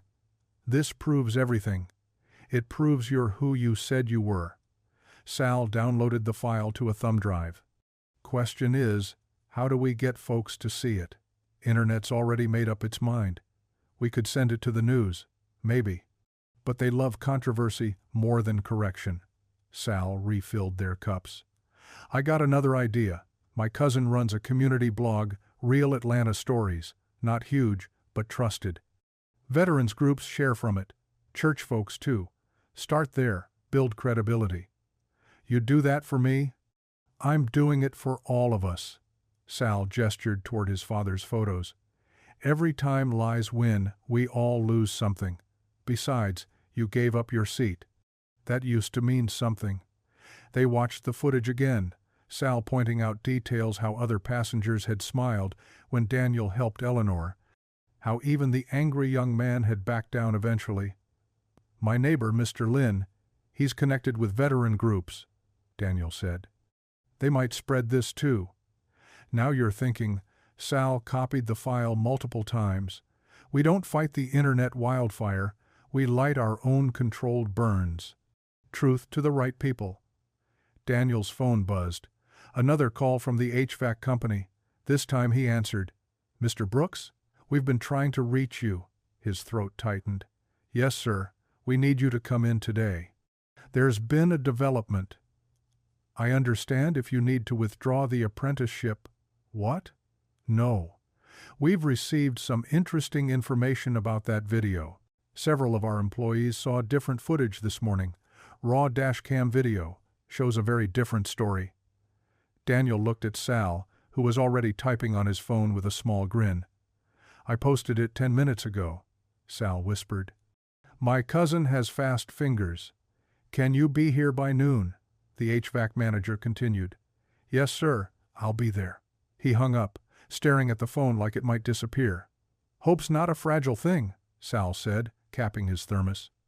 "It just needs honest people willing to carry it." Daniel stood, steadier than he'd been in days. "I need to get to the hospital. Tell Eleanor."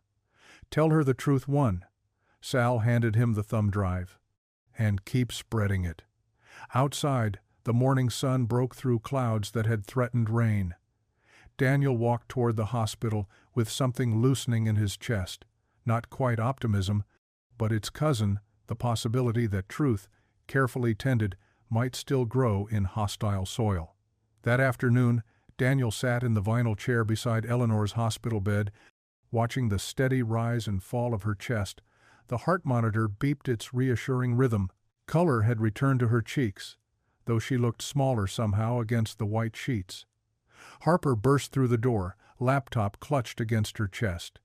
Her usually perfect composure was gone, hair pulled back hastily, yesterday's mascara smudged beneath her eyes. "I saw it," she said without preamble. "The real video. It's spreading through community forums, veteran groups." She set the laptop on the bedside table. "My PR team is having a meltdown, but for once, it's the good kind." Daniel shifted in his chair. "Sal posted it this morning. Sal's a hero." Harper pulled up a chair on Eleanor's other side. "The HVAC company called me. They wanted a reference. You didn't. I told them the truth, that you're exactly who you appear to be." She stared at her grandmother's sleeping face. "Daniel, I owe you more than an apology." "You don't owe me anything." "Stop." Harper's voice cracked. "Please stop being gracious for 5 minutes and let me say this." Eleanor's eyes fluttered open. "Are you two still bickering?" "Grandma." Harper grabbed her hand. "I'm not dead yet, child. Just tired." Eleanor's gaze moved between them. "Though if you keep fighting over foolishness, that might change." "We're not fighting," Daniel said. "Good, because you're both battling the wrong enemies." Eleanor struggled to sit up. Daniel adjusted her pillows while Harper raised the bed. "Harper, your algorithms don't see people. Daniel, your pride doesn't let people see you. It's not pride." "Hush." Eleanor patted his hand. "My husband was the same way, called it self-reliance. But nobody's self-reliant when they're hurting." Harper opened her laptop, showing streams of comments supporting Daniel. "The truth is winning, Grandma. People are sharing their own stories about him. The church folks, Maya's teachers. Truth was never losing, dear. It was just waiting for its witnesses." Eleanor's breathing grew labored. "Now both of you, listen. I don't have energy for long speeches." They leaned in. "Stop fighting systems and start building something better, together." "How?" Harper asked. "Start by forgiving each other, and yourselves." Eleanor closed her eyes. "Now let me rest, but not here. These walls are too white." Daniel stood. "I'll get the nurse." "No, get Pastor Ruth. If I'm going to have church, might as well have it proper." An hour later, they gathered in the hospital chapel, a small room with non-denominational decor and amber lighting. Pastor Ruth had arrived with her worn Bible and a thermos of her famous honey tea. "Eleanor's resting comfortably," she told them. "Nurses say she can go home tomorrow if her numbers stay stable." Harper sat in the front pew, laptop closed for once. Daniel chose the row behind her. The chapel felt too quiet, like it was waiting for something. "We don't need a sermon," Pastor Ruth said. "We need honest hearts." "I don't know how to pray anymore," Harper admitted. "Haven't since Mom died." "Then don't pray. Just talk." Harper's shoulders began shaking. The tears came suddenly, violently, like a dam breaking. "I'm terrified," she gasped between sobs, "of losing Grandma, of having built something that hurts people, of being so broken that fixing things makes them worse." Pastor Ruth sat beside her, solid and warm. "I convinced myself efficiency was kindness," Harper continued, "that optimizing neighborhoods meant helping them. But I never asked the people living there what they needed." Daniel moved to the front pew, leaving space between them. "My wife used to say, 'Hurt people hurt people.'" "Your wife was wise," Pastor Ruth said. "I've been angry since she died. At God. At the world." He stared at the simple wooden cross on the wall. "At anyone trying to help because it reminded me I couldn't fix things myself." "That's not weakness, Daniel. That's grief. Feels like weakness when you can't pay rent, when your daughter watches you pretend everything's fine. Harper wiped her face. I have more money than I could spend in 10 lifetimes, and I've never felt more useless. Money's just a tool, Pastor Ruth said. Question is, what are you building? They sat in silence, 3 broken people in a quiet chapel. I want to restructure everything, Harper said finally. Every property Neighborly owns in this neighborhood, I want to transfer it to a community trust. Let the people living there decide what happens. Daniel turned to look at her. That's millions of dollars. It's millions of lives. Harper pulled out her phone, typing rapidly. I'm calling an emergency board meeting. They'll fight me, but I have controlling shares. You'd give up that control? I'd give it to the people who actually live here. She looked at him directly. Would you help design it? You know what this community needs. I install air conditioners. You served people in Afghanistan. You're raising Maya alone. You gave up your bus seat. Harper's voice steadied. You know exactly what dignity looks like. Pastor Ruth poured honey tea into paper cups from the credenza. Sounds like God's putting you both to work. I don't know if I believe in God's plan anymore, Daniel admitted. Then believe in tomorrow, Pastor Ruth said. That's all faith is sometimes. Believing tomorrow can be different. The chapel door opened. Maya peeked in, Mr. Lynn behind her. Dad? Come here, baby. Maya rushed to him, burying her face in his chest. Is Miss Eleanor okay? She's going to be fine. Good. Maya looked at Harper. Are you the lady from the bus? I am. Thank you for helping my dad, even if it got complicated. Harper laughed, the first genuine laugh Daniel had heard from her. It did get complicated, didn't it? Most good things do, Mr. Lynn said from the doorway. That video's everywhere now. News trucks at the apartment building. Let them come, Harper said, standing. We have an announcement to make. Dawn broke over Atlanta with unusual clarity. Sal Romero sat at his kitchen table, laptop open, thermos of coffee steaming beside him. His thick fingers moved carefully across the keyboard as he uploaded the dashcam footage to every community Facebook group he knew. Clear as day, he muttered, watching Daniel help Eleanor on the screen. Anyone with eyes can see what really happened. Across town, Mr. Lynn worked his own network, the Korean War Veterans Children's Association, the Neighborhood Watch, the Senior Center's WhatsApp group. He added a simple message. This is Daniel Brooks. He lives in 4B. The truth matters. Pastor Ruth handled the church networks with surgical precision. Baptist congregations, Methodist prayer chains, the Presbyterian quilting circle. Within an hour, the video had spread through Atlanta's faith community like wildfire through August grass. By noon, the narrative had shifted. Comments flooded in.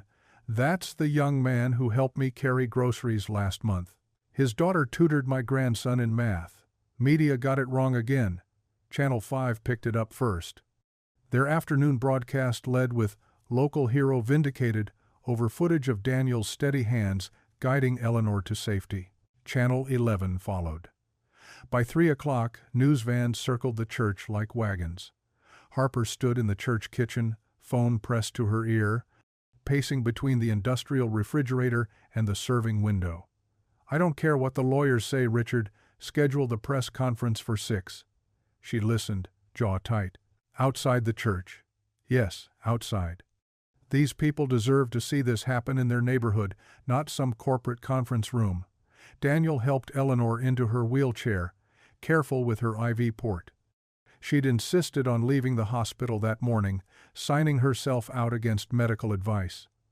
I'm not missing this, she said, gripping his hand. Waited too long to see things made right. You should be resting. I'll rest when I'm dead. Today, we work. Maya arrived after school, backpack bouncing, eyes bright. Dad, everyone's talking about the video. Keisha's mom said, you're trending. I don't know what that means, baby. It means people see the truth now. The crowd began gathering at 5:30. Neighbors Daniel recognized, others he didn't. They brought lawn chairs and children, thermoses, and curiosity. Someone had strung lights between the church and the old oak tree, creating a gentle canopy as shadows lengthened. Harper emerged from the church at exactly 6, wearing jeans and a simple blazer, no power suit, no corporate armor. She approached the makeshift podium, actually just the church's portable lectern, and cleared her throat. The crowd quieted.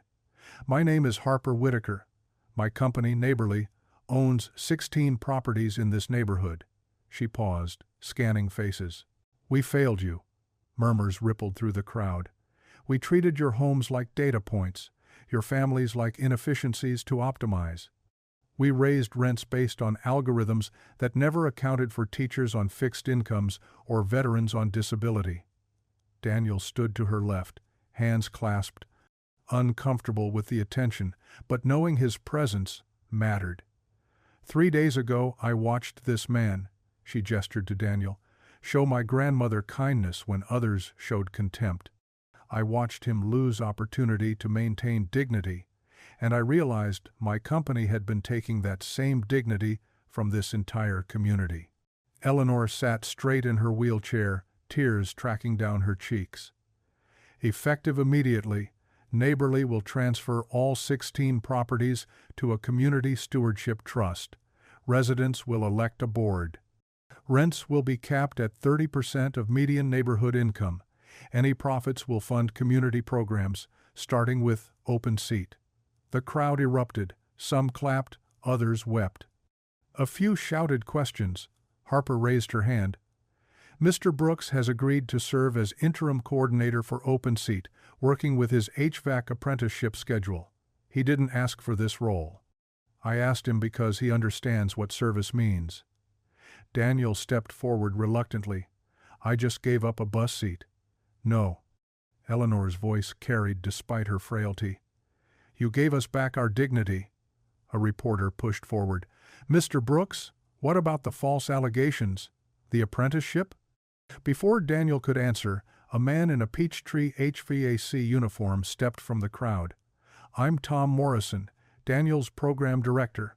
We reviewed the full footage this afternoon. Mr. Brooks showed exactly the kind of character we want in our apprentices. He starts Monday, with commendation." Maya grabbed her father's hand, squeezing hard. "What happens to Neighborly's profits?" Another reporter shouted. Harper returned to the microphone. "There's enough profit in doing right. My grandmother taught me that, though it took me too long to listen." As cameras flashed and neighbors embraced, Daniel felt the weight he'd carried for months begin to dissolve. Not disappear. Grief and struggle had carved permanent spaces in him, but lighten, like morning mist burning off under unexpected sun. Sal appeared at his elbow with 2 cups of coffee. "Told you truth finds a way."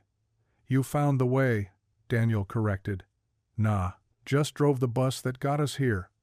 The press conference continued, but Daniel stepped back, finding a quiet spot beside the old oak. Maya leaned against him, her robot Sparrow clicking in her backpack. "You proud of your old man?" "Always was, Dad. Now everyone else sees it too." The weight that had crushed him for so long lifted another inch, then another, until Daniel could finally breathe deep enough to believe tomorrow might actually arrive. The morning after the press conference, Daniel woke to 17 missed calls. His old flip phone buzzed again as he reached for it. "Mr. Brooks? This is Channel 5. He hung up. Maya stood in the doorway, already dressed for school. "You're famous now, Dad." "I'm not famous. I'm tired." "Harper's here." She brought bagels. Daniel found Harper at his kitchen table, cream cheese already out, speaking quietly with Mr. Lynn.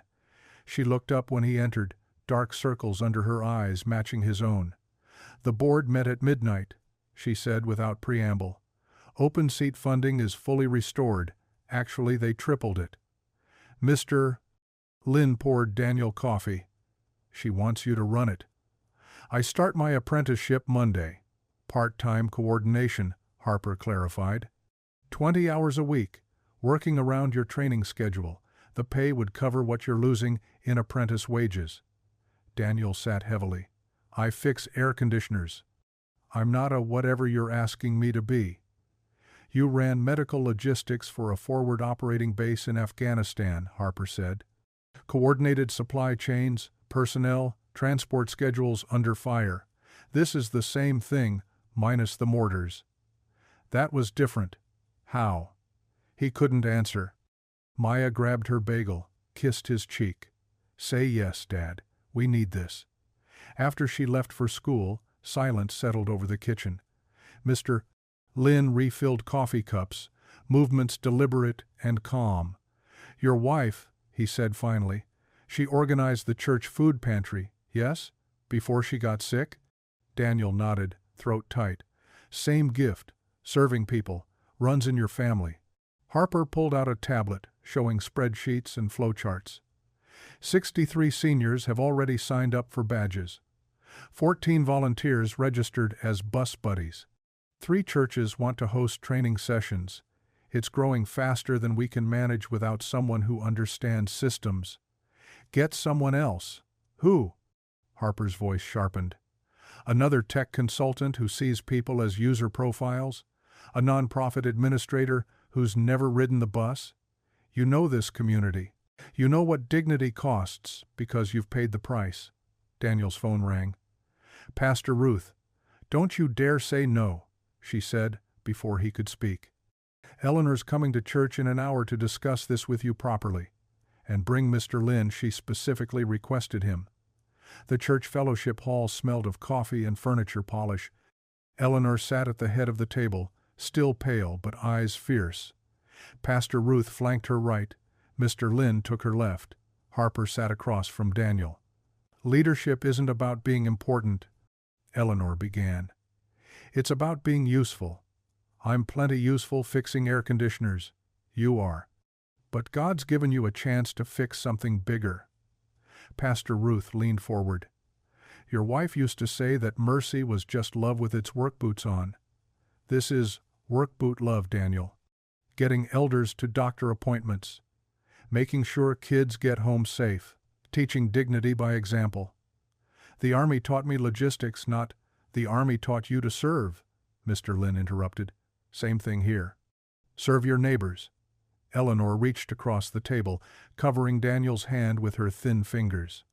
That morning on the bus, you didn't hesitate. You saw a need and met it. That's all we're asking now. See the need, meet it. Just for more people.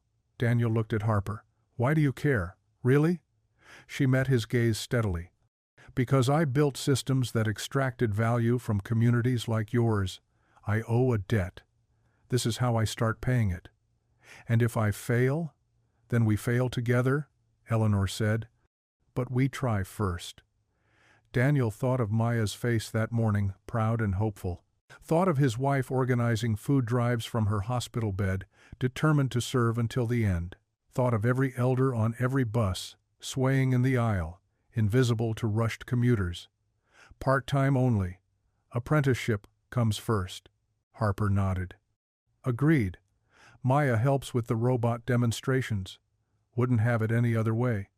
And we start small. One route, perfect the system, then expand. That's exactly the military logistics approach I hoped you'd suggest. Daniel stood. I need to think. But Eleanor smiled, knowing. You already have. The next morning, the 47 bus route hosted Open Seat's official launch. Maya had decorated Sparrow with tiny LED lights that blinked when the robot moved. She demonstrated the badge system to a crowd of seniors, showing how a simple tap alerted drivers to reserve courtesy seats. Mrs. Chen, 83 years old with arthritis in both knees, volunteered to test it first. She tapped her badge against the sensor Mr. Lin had helped install. A gentle chime sounded, and a small light illuminated above the priority seats. The driver, not Sal but his friend Marcus, announced over the intercom.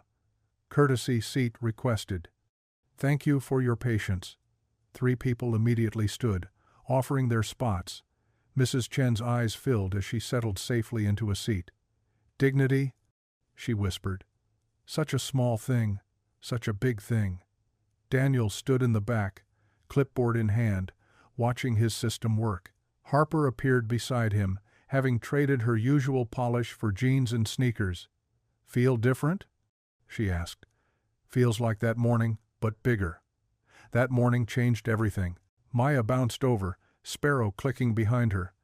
Dad, 14 more seniors want badges, and Channel 9 wants an interview. No interviews. But Dad, the work speaks for itself, baby. As the bus rolled on, Daniel watched his community, his neighbors, treat each other with intentional kindness. The movement had begun, one seat at a time, one badge at a time, one moment of recognized humanity at a time. The weight he'd carried hadn't disappeared, but it had transformed into something else. Purpose. The morning sun caught the windows of the 3-story brick building on Peachtree Street, turning them gold. A week had passed since Open Seats' launch, and already the program had spread to 3 bus routes. But today's gathering wasn't about buses or badges, it was about promises kept. Harper stood at the makeshift podium, nervous in a way boardrooms never made her. Behind her, a wide purple ribbon stretched across the building's entrance. The Community Stewardship Trust's first property, 32 units that would remain affordable housing forever, governed by the people who lived there. We're not using scissors, Harper announced to the assembled crowd. Neighbors filled the sidewalk, kids perched on shoulders, elders in folding chairs. Mr. Lynn had hauled over in his truck. Eleanor rose from her front row seat, steadying herself with her cane. From her purse, she pulled the worn leather strap that had supported her through countless difficult days. This strap held me up when I couldn't stand alone, Eleanor said, her voice carrying despite its frailness. Today, we transform it into something that holds up our whole community. She handed the strap to Harper, who wrapped it carefully around the ribbon. Together, grandmother and granddaughter pulled. The ribbon parted clean. The crowd erupted. Maya's whistle pierced the applause. Pastor Ruth dabbed her eyes with a handkerchief. Sal honked his bus horn from where he'd parked at the corner to watch. Harper raised her hand for quiet. From her jacket, she withdrew a bundle of yellowed envelopes tied with string. Before we celebrate, her voice caught, I need to read something. Daniel recognized the tremble in Harper's hands. He'd seen it in soldiers about to confess truths they'd buried deep. These letters were written by my mother to my grandmother. I found them last night in a box Eleanor gave me. She'd kept them hidden for 15 years. Eleanor's face crumpled. I was afraid. Let me finish, Grandma. Harper's voice gentled. You were afraid, and you had reason to be. She opened the first envelope, paper crackling with age. Dear Mom, Harper read. I know you're angry I married David. I know you think I'm throwing away everything you marched for, loving a man whose family would have stood on the other side of those bridges. But Mom, love doesn't see sides. It sees souls. I pray someday you'll see his. The crowd had gone silent. Even the traffic seemed to pause. Harper continued through 3 more letters, each one her mother's attempt to bridge the gap her marriage had created. The final letter, dated 2 months before the car accident that took both Harper's parents, ended with, I dream of Harper knowing you, Mom. I dream of her learning your strength, your stories, your stubborn grace. Please don't let my choices steal her grandmother from her. Harper folded the letter with shaking hands. My grandmother hid these because she thought she'd failed my mother by rejecting her marriage. My mother wrote them because she never stopped believing in reconciliation. And Harper's composure finally broke. I spent 15 years believing neither of them wanted me in their lives. Eleanor stood, tears streaming down her weathered cheeks. I was wrong. I was so wrong. They met in the middle of the space, Eleanor's arms opening, Harper falling into them. The embrace lasted long enough for the crowd to shift from silence to gentle murmurs of approval. Forgiveness, Pastor Ruth said loud enough for all to hear, is just love refusing to keep score. Daniel felt Maya's hand slip into his. She squeezed 3 times their signal for I love you when words felt too big. As the crowd began touring the building, Harper found Daniel by the community garden plot. Thank you, she said simply. For what? For that morning on the bus. For never letting pride stop you from showing kindness, even when you had nothing to gain. Daniel watched Maya teaching a group of kids how Sparrow worked, the robot's lights blinking in the sunshine. It's what my wife would have done. Tell me about her. Nobody asked him that anymore. People tiptoed around Angela's memory like it might shatter him. But Harper asked like she genuinely wanted to know. She made soup for anybody who needed it, taught Sunday school with stage 4 cancer, organized meal trains from her hospital bed. Daniel smiled at the memory. Last thing she said to me was, "Keep the door open, Danny. Always keep the door open for folks who need to come in." You honored that. Trying to. Maya came running over, Sparrow clicking behind her, leaving LED traces in the grass. "Dad, Miss Harper, photo time." She thrust her phone at Miss Lynn, then positioned them against the building's brick wall. "Sparrow, too." The robot rolled into frame, lights dancing. "Everybody say open seat," Maya commanded. The photo captured them mid-laugh, Daniel's rare, full smile, Harper's guard completely down, Maya beaming between them, and Sparrow's lights creating tiny stars in the frame. Later, as the crowd dispersed, Daniel found Eleanor sitting on the building's front steps, cane across her lap, Strap now retired from duty. "It's a good day," she said. "It is. That morning on the bus, did you know it would lead to this?" Daniel sat beside her, watching Harper and Maya collaborate on programming Sparrow to play a celebration song. "No, ma'am, just knew you needed a seat." Eleanor patted his knee. Sometimes the smallest kindness opens the biggest doors. The celebration song began tinny but triumphant from Sparrow's small speaker. Maya grabbed her father's hands, pulling him up to dance. Harper laughed, really laughed, for the first time since that morning she'd watched from the back of the bus. The building stood behind them, solid and permanent proof that transformation was possible, that wrongs could be made right, that a single act of kindness could ripple outward until it changed the very structures of a community. Saturday morning sunshine streamed through the MARTA bus windows, painting golden squares across the floor. Daniel helped Eleanor up the steps while Maya guided Sparrow's wheels over the gap, the robot's sensors beeping cheerfully.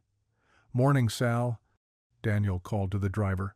"Morning, Danny boy. Full crew today?" "Testing day for open seat." Daniel tapped the new badge reader by the priority seats. A soft chime confirmed the system worked. Harper followed them aboard, her usual designer clothes replaced with jeans and an open-seat volunteer shirt. 3 months since the ribbon cutting, and she still looked surprised every time someone recognized her as an ally rather than an enemy. "Mrs. Chen, Mr. Williams." Maya waved to the elders already seated. "Sparrow can help with your phones today if you need." The bus filled gradually. Construction workers heading to weekend shifts, families with strollers, teenagers with earbuds. Daniel stood near the front, one hand on the rail, watching Maya demonstrate Sparrow's new translation feature to Mrs. Chen. The plaque above the priority seat caught the morning light, reserved in honor of everyday kindness. Someone had tucked a fresh daisy behind it, probably Mrs. Rodriguez from Tuesday's route. She'd started the trend after her grandson learned about Daniel's story in school. At Peachtree Station, the doors hissed open. A pregnant woman climbed aboard, one hand pressed to her lower back, exhaustion written in every line of her face. She scanned for empty seats, found none, and reached for the overhead bar. Daniel moved without thinking. "Ma'am, please take my seat." But before he could finish the gesture, something remarkable happened. 5 other riders stood simultaneously, a businessman in a crisp shirt, 2 college students, an off-duty nurse still in scrubs, and a grandfather with his grandson. "Please," they said, almost in unison. The pregnant woman's eyes filled. She pressed a hand to her chest, overwhelmed by the sudden abundance of kindness. Thank you all." She sank into the nearest offered seat while the others remained standing, nobody rushing to reclaim the spots they'd vacated. The businessman caught Daniel's eye and nodded a silent acknowledgement of the ripple that had started 3 months ago. "That's what I'm talking about," Sal announced over the intercom. "Y'all making my Saturday beautiful."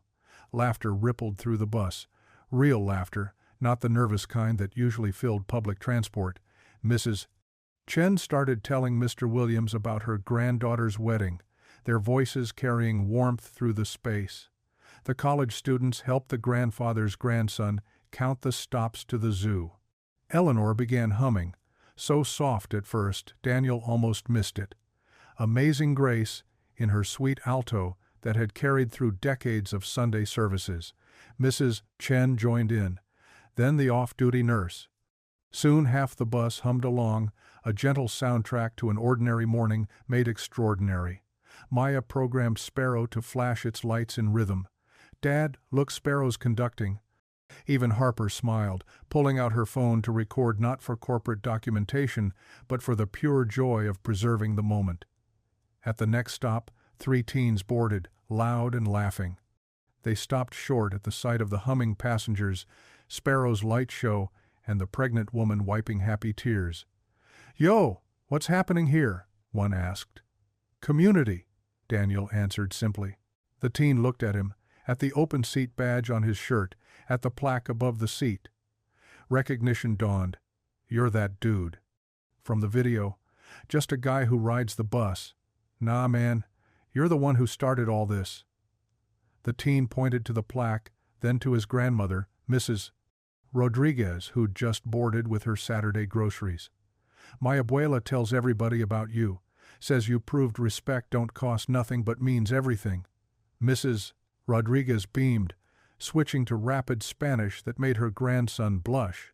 Whatever she said, it ended with her reaching up to pat Daniel's cheek like he was her own family. The bus rolled on, stopping and starting, picking up stories and carrying them forward. Harper helped an elderly man with his grocery bags. Maya and Sparrow taught 2 kids how to make the robot spin. Eleanor told the pregnant woman about the March on Washington, how dignity had always been worth fighting for. Daniel stood in the middle of it all, swaying with the bus's movement, watching his daughter bloom in this space they'd helped create.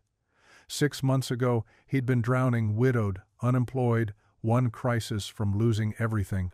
Now he had work that mattered, community that sustained him, and a daughter who believed kindness could change the world because she'd seen it happen. Harper moved beside him as the bus turned onto North Avenue. "Any regrets about taking the open seat coordinator position?"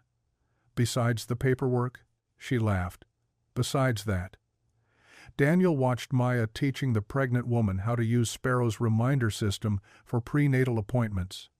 Watched Eleanor directing the teen choir in a second round of Amazing Grace. Watched Sal grinning in his rearview mirror at the rolling celebration his bus had become. "None," Daniel said. "Not one." The bus rattled down the street, ordinary and extraordinary at once.